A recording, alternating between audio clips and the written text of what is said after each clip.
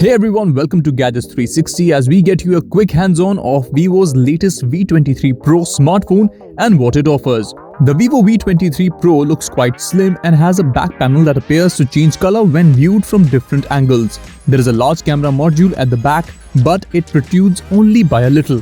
The 6.5-inch AMOLED display sports a 90Hz refresh rate and an embedded fingerprint reader. It has a medium-sized notch at the top which contains two selfie cameras. The display bends around the edges on the left and right sides. The Vivo V23 Pro is powered by a MediaTek Dimensity 1200 processor and is available in two variants which offer up to 12GB of RAM and 256GB of storage. The phone runs Vivo's custom FunTouch OS 12 skin and is based on the latest Android 12 software from Google.